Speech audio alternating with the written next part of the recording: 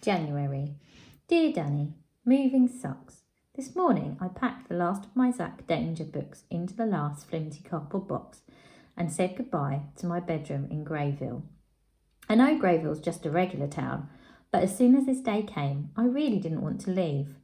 And I guess my stuff didn't want to leave either.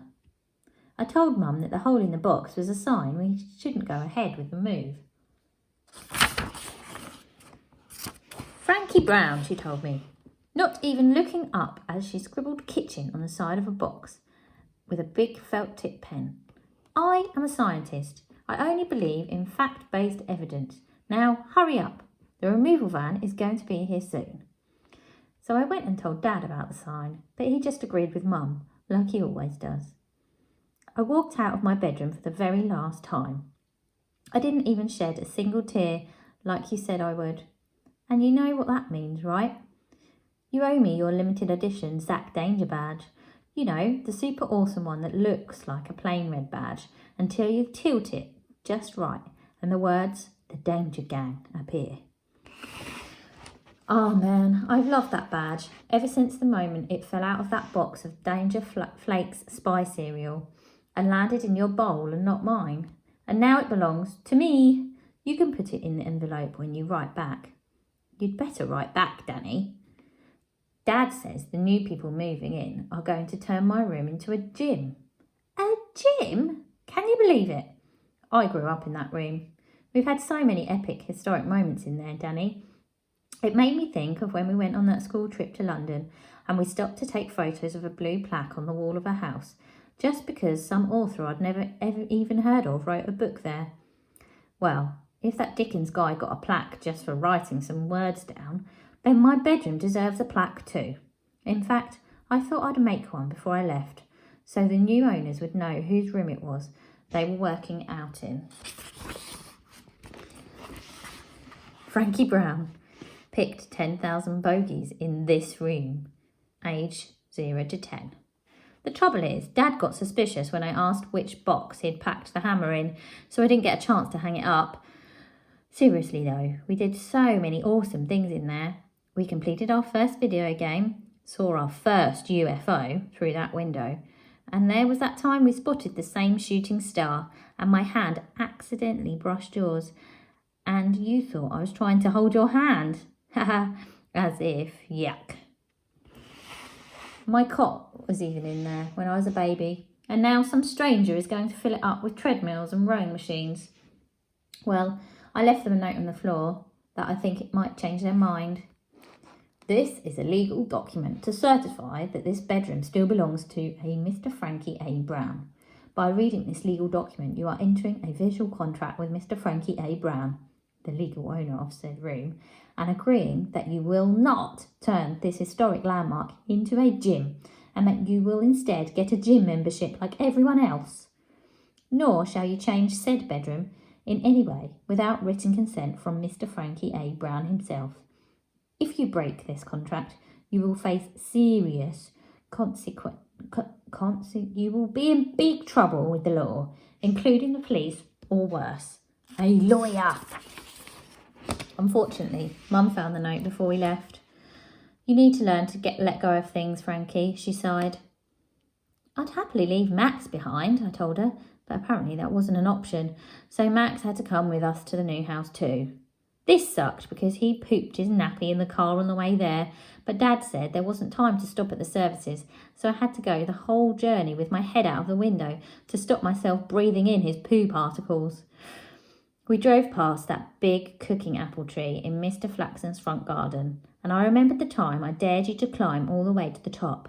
When you did, you celebrated so hard, the branch snapped and you fell all the way down, landed on me, and we both ended up in hospital with matching head bumps. We got to stay home from school together the next day though, which was pretty cool. Then we ate that Nutter Crunch ice cream we found right at the bottom of the freezer that was 10 years out of date, because you said it was vintage and that ice cream gets better with age, like the stinky cheese and my dad eats at Christmas. We both ended up with brain freeze and food poisoning. Blech. Anyway, it made me realise that we'd done a lot of cool stuff together in Greyville. but Mum's really excited about the new job we're moving house for. I've wanted to be head of science for years, Frankie. It's not every day these teaching jobs come up, you know, she keeps saying. Plus, there's a big garage at the new house, perfect for storing my work. So that's that. But don't worry, I won't forget you. We've been best friends forever, which is why I thought I'd start writing you letters. It was actually my dad's idea on the drive to the new house. You should try writing to Danny. I used to write to a French pen pal when I was a kid. His name was Jean-Claude. He used to love helicopters, he remembered, starting one of his long stories about when he was a kid. So I zoned out after that. Letters? As if. We both know letters are the most boring thing since dust. So I thought it was a totally rubbish idea, just like all my dad's other totally rubbish ideas. Yeah, no, it's a totally rubbish idea, I told him. I'm just going to email Danny. But then I remembered that you share a computer with the supreme leader of Planet Annoying, your older sister, and she always seems to be able to work out your passwords. Plus, we both know that Maya had infamy since day one. Then it hit me that writing these letters is actually perfect. No one reads letters anymore, so Maya wouldn't be expecting it. And our parents would just be happy we're practicing our handwriting. Once I heard Mum and Dad say that Dad might actually be a genius if he wasn't such an idiot, and it's a fine line. I think she might be right. So I'm going to write to you once a month to tell you what I've been getting up to Wait, I've just realised something. I haven't even told you the only good thing about moving to this house. The town I'm moving to is called Freaky. Can you believe it? That's its actual name. I now live in Freaky. I'm writing you a letter from Freaky. It's a freaky letter. I know, right? You couldn't make this stuff up. Uh-oh, I've got to go. Dad's ordered pizza for our first meal in the new house, and I want to see if the delivery place is any good. I'll be back to finish this letter in a bit and tell you what freaky pizza is like. That's never going to get old. I'm back. Freaky pizza was all right. They could do with adding more cheese. You know I need loads of cheese on my pizza. But the fact that the pizza place was actually called Freaky Pizza kind of makes up for it. So I bet you're wondering about my new house. Number 13, Strike Lane. Another cool name, right? Well, unfortunately, that's all that's cool about it. Mum said this new house was going to be way better than our old one. But when she showed me photos, it looked like it smelled of mushrooms and, surprise, it does. Plus, there's nothing new about it. When you get new clothes, they haven't already been worn by an old lady. So I don't see why we had to move to a house that had already been lived in by one, along with her 11 cats. The front door has this weird, colourful glass in it, like the kind you find in churches. It looks nice, I guess, if you're into that sort of thing. I said it would be cooler if we had one of those zombie-proof front doors that can withstand the force of an undead army attack. But Mum said not to be so ridiculous. We could never afford one of those. We've got all the usual stuff you'd expect to find in the house. A living room, kitchen, bedrooms, doors, windows, lights. And just off the kitchen is a huge garage, which is Mum's. Remember I said that was one of the main reasons we moved here? Well, Mum wanted a place to store all her inventions for ages, and now she's got one the rest of us have to keep out. I suppose Mum being an inventor is pretty cool, but I'll tell you this, when it comes to moving house, inventors are a nightmare. All her inventions need recalibrating or something, which I think means they've gone a bit loopy on the drive over here.